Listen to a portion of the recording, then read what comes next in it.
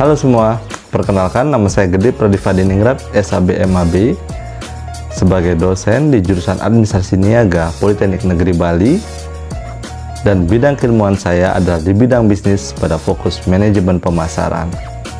Saat ini, saya sedang mengampu mata kuliah simulasi bisnis. Metode yang saya sampaikan di dalam kelas adalah menggunakan metode DIA atau Delivery, Interaction, dan Assessment, di mana mata kuliah ini berbobot dengan nilai 2 SKS.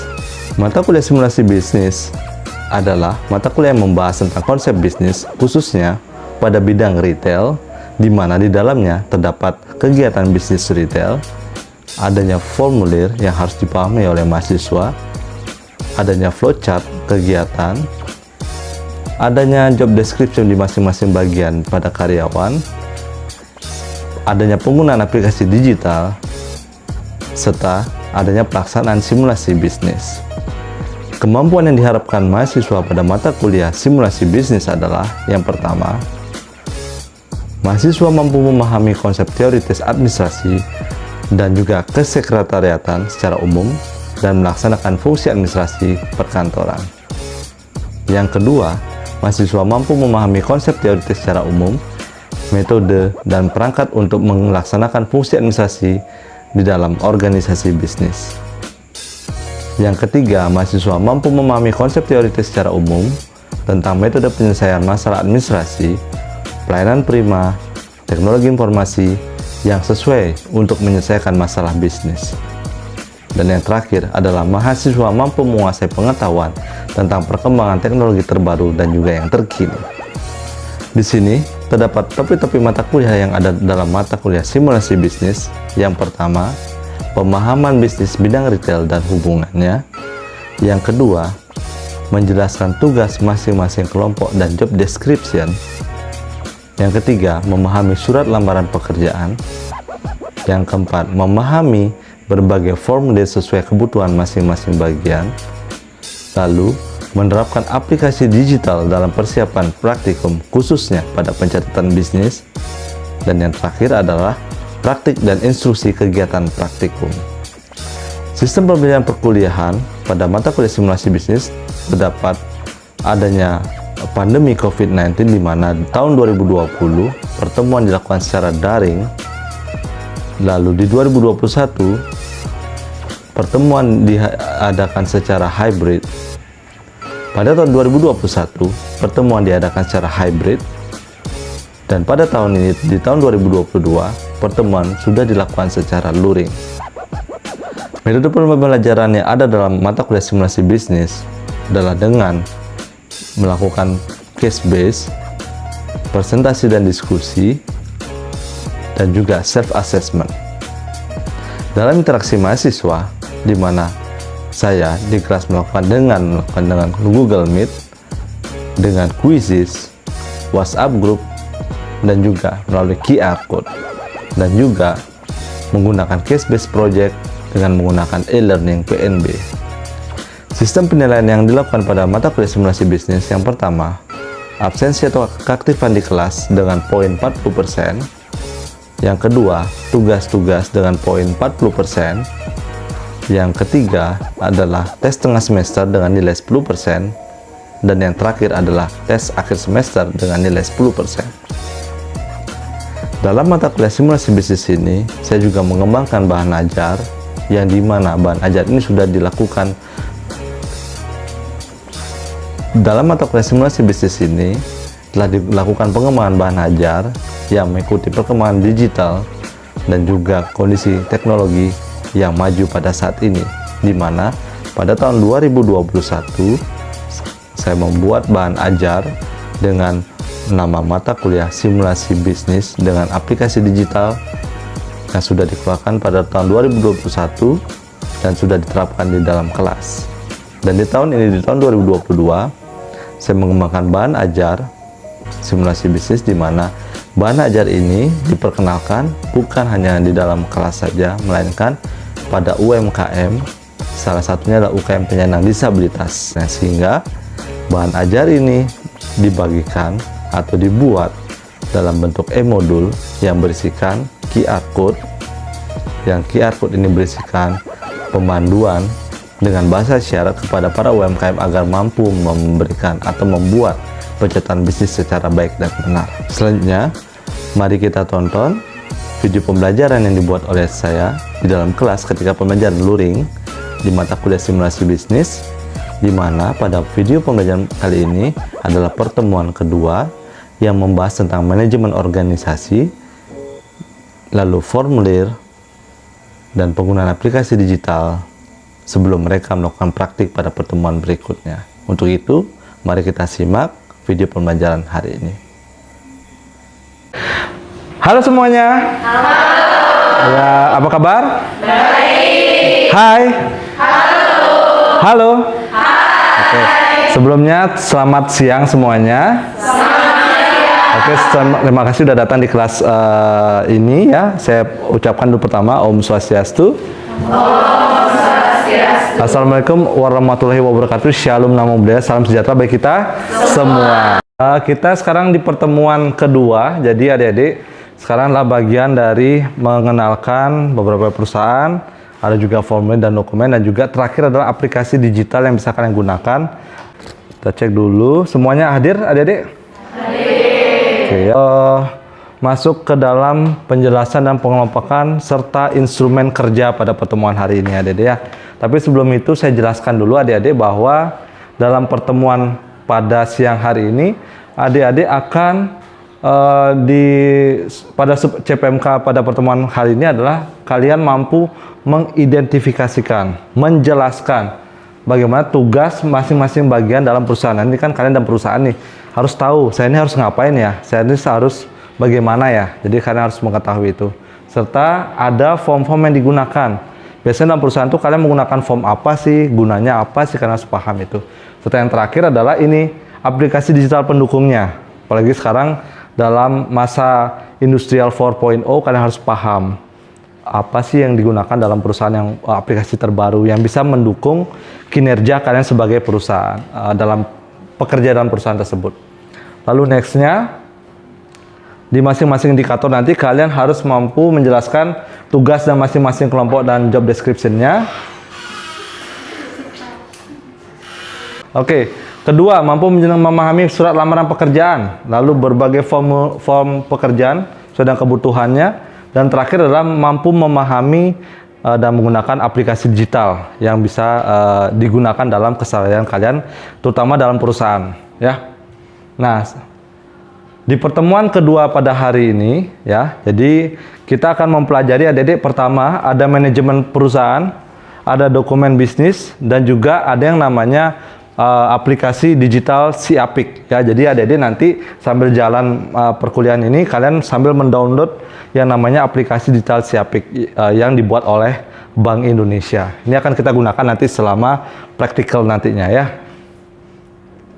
Nah, sebelum itu saya ingin tanya dulu, kan kemarin sudah kalian masuk ya, pernah tahu apa sih itu organisasi, apa tuh form dokumen. Ada yang tahu nggak adik-adik? Pertama, kenapa sih perlu dokumen dalam sebuah perusahaan? Ada yang berani jawab? Saya akan kasih nilai. Absen? Absen 20. Absen 20, silakan. Di mana dokumen itu sangat penting bagi perusahaan karena dokumen memiliki bukti yang kuat. Di antaranya melindungi kekayaan intelektual perusahaan, merek dagang perusahaan, serta aset dari perusahaan tersebut. Oke, tepuk tangannya dong buat teman-temannya. Oke, thank you Jenny. Jadi penting adik-adik ya. Jadi dokumen itu penting untuk perjalanan perusahaannya. Kalau misalnya perusahaan tidak ada dokumen, gimana perusahaan itu bisa diketahui database jejaknya gitu ya adik-adik ya. Nah, apa fungsi manajemen sih sebenarnya dalam perusahaan itu? Ada yang mau menjawab? Silakan senilai. Kenapa sih harus di-manage perusahaan itu? Kenapa? Ayo, silakan absen. Absen 14. Oke, mungkin sambil berdiri silakan. Kenapa perusahaan perlu adanya manajemen? Karena agar membantu organisasi atau perusahaan tersebut dalam mencapai tujuan yang ditetapkan, serta dapat mengatur strategi yang tepat untuk kemajuan perusahaan ke depan. Oke, agar perusahaan, jangan tepuk tangan dulu ya. Agar perusahaan itu dapat berjalan sesuai dengan koridornya. Kayak kamu naik kereta nih. Kalau kereta tuh nggak ada rodanya, nggak ada masinisnya, gimana tuh mau bergerak kereta itu kan? Makanya ada teamwork di sana. Ya, itu fungsi manajemen dalam perusahaan. Nah, oke, kita lanjut ya. Thank you buat Adik Erawati dan juga Jenny ya. Kita akan lanjut, kita next ke materi pertama, yaitu manajemen perusahaan, adik-adik. Nah, ini ada sebuah video yang saya tampilkan. Jadi ini adalah salah satu contoh adik-adik dalam perjalanan sebuah manajemen perusahaan. Ada perusahaannya, ada SDM-nya, ya. Ada juga fasilitas yang terdapat di perusahaan tersebut. Disitulah sebuah manajemen itu berjalan dan banyak yang terlibat di sana, sehingga sebuah fungsi atau tujuan perusahaan itu akan tercapai, adik-adik. Nah, inilah salah satu contoh gambaran videonya. Oke, saya akan masuk tadi. Kalau ada video tadi tentang yang namanya perjalanan sebuah manajemen di perusahaan, kita akan lihat ternyata dari penjelasannya manajemen itu adalah berasal dari kata manage atau mengatur, mengatur ya, mengatur unsur-unsur manajemen yang ada di perusahaan tersebut. Kalau di materi ini saya share tentang bagaimana kalian harus memahami 6M prinsip manajemen atau unsur-unsur manajemen. Pertama, yaitu ada man, ya, orang-orangnya. Yang kedua, money, bagaimana kalian bisa ya mengatur finansialnya di sana. Ada metode yang digunakan. Ada machines, ya, yang alat-alat yang digunakan, termasuk materialsnya. Dan terakhir adalah marketnya atau pasarnya. Jadi kalian harus paham, kalau kan di perusahaan nih, misalnya perusahaan Shopee misalnya ya, yang dia punya market menengah ke bawah pasar. Kalian paham kan ketika kalian scroll ya di HP kalian, Shopee.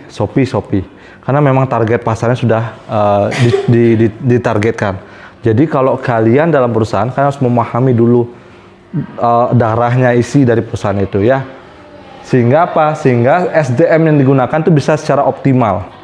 Ya, adik-adik perlu ketahui, memanage SDM itu lebih berat daripada memanage fasilitas yang ada. Kalau misalnya meja rusak, bisa dipaku kan? Nah, kalau mood kalian rusak, tiba-tiba siapa namamu? Pingkan. Putus sama pacarnya itu kan? Pas kerja, kengken nih, adik seperti gitu kan dalam hati. Bisa nggak diperbaiki? Belum tentu. Perlu ada touch, physical touch bahasanya. Oh, dalam itu ya, physical touch kepada yang bersangkutan. Jadi perlu ada yang namanya memanage secara heart to heart kalau dalam sebuah manajemen. Jadi kalau kalian bekerja, rasakan dulu ke-6 ini apakah berjalan di perusahaan itu apa tidak. Kalau tidak, kalian bisa ngomong ke atasan, Pak, ini kurang, Pak. Kira-kira finansialnya kurang nih, atau misalnya secara personalnya kurang. Nah, kalian bisa ngomong kayak itu ya. Itu dalam manajemen. Di manajemen kita mengenal yang namanya POAK. Apa itu POAK? Ayo, ada yang berani? Silakan, mungkin yang belum silakan. Absen? 6. Coba sini deh ke depan. Nah, sambil jelasin ke teman-temannya. POAC itu apa? Silakan, Anda ke sana ke teman-temannya. Jadi POAC itu yaitu planning, organizing, actuating, dan controlling.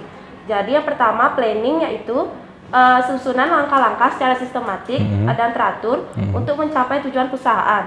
Nah, selanjutnya yang kedua yaitu organizing, yaitu suatu kegiatan pembagian tugas kepada setiap sumber daya manusia yang ada dalam perusahaan sesuai dengan kemampuannya masing-masing.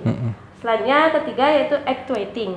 Actuating yaitu menggerakkan semua anggota kelompok atau sumber daya manusia yang ada di dalam perusahaan untuk bekerja sama untuk mencapai tujuan perusahaannya.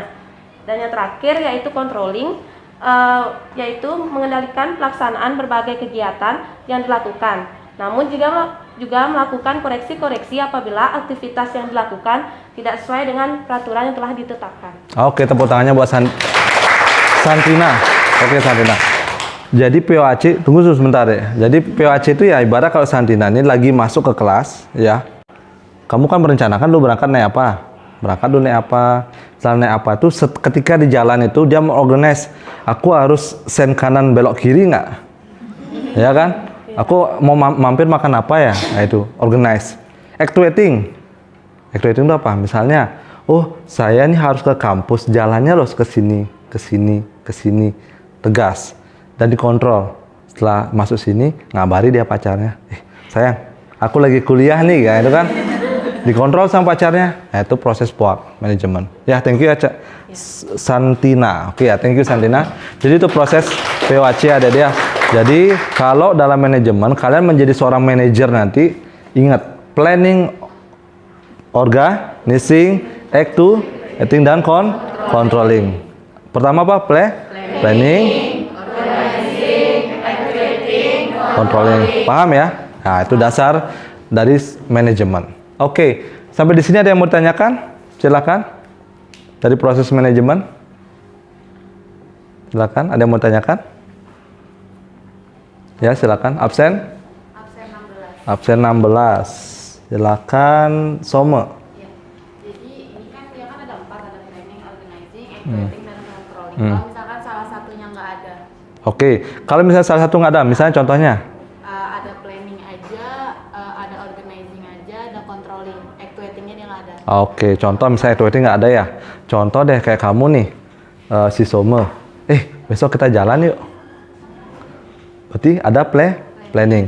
Jalannya kemana? Jalannya ke, misalnya ke ke Ultra misalnya kayak kemarin. Kita mau ke Ultra. Ultra itu adalah organizing. Kita udah tahu kita mau kemana. Ternyata nggak jalan-jalan ke sana. Berarti PHP. Kita next adik-adik ke dokumen sekarang ya. Kita next ke bagian-bagiannya. Oke ya. Contohnya dalam sebuah perusahaan nanti ini akan juga terbagi dalam kelompok kalian.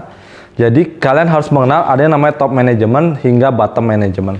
Jadi kita tahu yang namanya ada bagian manager. Manager pasti didampingi oleh administrasi. Ada juga bagian keuangan dan juga bagian pengendalian. Harus diingat lagi, manajer fungsinya apa? Oh, dia memanage, bukan menyuruh, memberikan tugas, ya, mau memberikan wewenang. Itu tugas manajer. Diingatkan oleh administratif, dia menulis, mencatat apa-apa yang harus diingat, apa-apa yang harus dilakukan. Itu memo semua yang dia buat, itu administratif. Nanti datanglah ke bagian keuangan. Harus nata RAB begini, RAB begitu. Wah, ada yang menjadi bagian administratif? Semua ya. Tepuk tangan dong untuk administratif ya.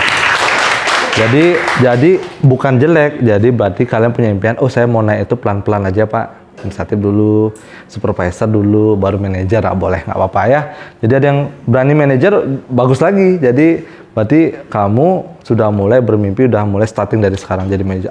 Kita masuk lagi ke bagian dokumen dan formulir. Ini juga sudah kalian dapatkan. Silakan. Jadi saya ingatin lagi ke kalian karena kalian di mata kuliah sebelumnya sudah mendapatkan hal ini, tapi perlu saya ingetin lagi karena ini akan ada di praktik kalian nanti ke depannya ya. Absen berapa? Absen 10. Belen Mariati, silakan. Kenapa penting sih dokumen itu? Seperti yang katakan Ayu Lestari tadi, itu sebagai bukti bagaimana perjalanan perusahaan dari awal sampai sampai sukses akhirnya. Sebagai bukti tertulis juga kalau misalkan ada yang butuh data-data di perusahaan selain divisi satu ke divisi yang lainnya. Oke, thank you ya. Tepuk tangannya buat teman-teman ya. Halo. Hai. Halo. Biar nggak ngantuk ya. Oke, kita lanjut. Tadi sudah disampaikan bahwa tujuannya adalah untuk bukti autentik. Itu ya salah satu key point-nya. Ada hitam di atas putih. Oke, kita lanjut. Ini jenis-jenis dokumen. Mungkin saya akan ingatkan kembali ke kalian. Ingeti kalau di dokumen bisnis itu ada formulir pemesanan pembelian. Kalau apa perbedaan faktur dengan kwitansi ada deh? Invoice dan kwitansi. Silakan. Lagi. Jenny ya. Perbedaan dari invoice sama kwitansi itu, kalau invoice itu suatu permintaan yang belum terbayarkan, sedangkan kwitansi itu bukti pembayaran yang terbukti bahwa sudah dibayar. Oke, tepuk tangannya buat Jenny ya. Jadi ingat ya adik-adik, jadi kalau dia ada unsur ben manigen tadi bayar, keep malu gitu, piutang malu gitu, atau Ayu Lestari ya. Baik, terima kasih atas waktunya Pak. Ya. Pak, saya mau bertanya, bagaimana jika dokumen yang penting tersebut suatu ketika dibutuhkan, tetapi dokumen tersebut hilang, filenya tidak ada. Bagaimana pertanggungjawaban dari perusahaan tersebut? Oke. Apa konsekuensinya atau tindakan apa yang akan dia lakukan? Gimana kalau misalnya hilang tiba-tiba suratnya? Ada surat cinta masuk nih ke manajernya ya dari perusahaan lain. Wih, Cang sing tahan ketemu kamu nih gitu di perempatan, udah datang ke perusahaannya dia, seret, hilang tiba-tiba. Untung hilang kalau misalnya ternyata sekretarisnya itu kurunannya ya kan, istrinya misalnya kan tuh, untung hilang surat itu. Tapi kalau misalnya itu penting sekali, kita punya yang namanya apa? Arsip. Kalau arsip pun tidak ada, kita punya yang namanya kartu kendali. Ini adalah namanya aplikasi digital Siapik. Ini aplikasinya silakan yang belum mungkin bisa sambil di scan barcode-nya ya. Sudah semuanya scan barcode? Sudah. Oke, terima kasih. Kita next. Fungsi aplikasi digital. Jadi fungsinya Dede, kalau kita ngelihat apa-apa harus aplikasi, bosan gitu misalnya, tapi mau nggak mau kita sebegitu, menyederhanakan sesuatu hal yang ribet. Nah, di situ di aplikasi tersebut kalian punya apa namanya? Ada tampilan awal ya. Ini adalah tampilan ketika kalian membuat user. Ya, membuat dari nama lengkap, username, email, KTP, password dan segala macam. Ini aman adik-adik karena dipegang oleh Bank Indonesia. Jadi kalian tinggal masukkan, boleh nama perusahaan, boleh langsung. Nanti kan kalian dibentuk kelompok-kelompok nih. Masukin nama perusahaan kalian apa, nama lengkapnya misalnya PT ABC. Username-nya apa? PT ABC. Emailnya apa? Ya, kalau belum punya email, emailnya ketua kelompoknya daftarin. Ya, itu sebentar deh, belum sampai sana ya. Jadi nanti sampai nomor KTP, kalau memang untuk uji coba boleh KTP-nya 123456 boleh, atau sekaligus KTP-nya ketua kelompoknya ya, sampai ke konfirmasi password. Sudah sampai di sana? Udah ya. Kita masuk ke yang kedua. Nah, ini ya. Nah, ini yang ada di HP ini, adik-adik, ada pilihannya sektor usaha Anda. Coba cek, kalian nanti di kelompok nanti, kalian jasa apa? Apakah pertanian, perkantoran, pertiktokan, atau per-YouTuber? Nah, itu nanti cek di sana. Nanti pilih salah satu, mungkin coba kamu pilih apa? Perdagangan mungkin.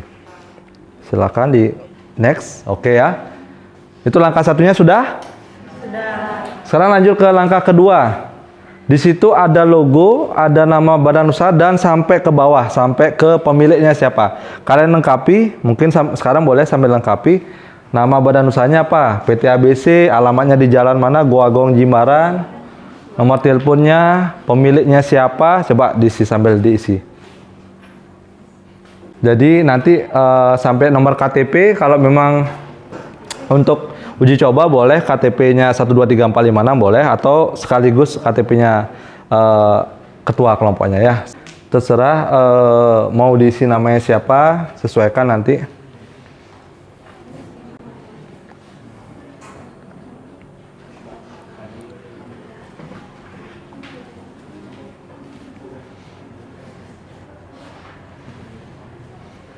Dipastikan nama pemiliknya itu nanti kalian masukkan data ya.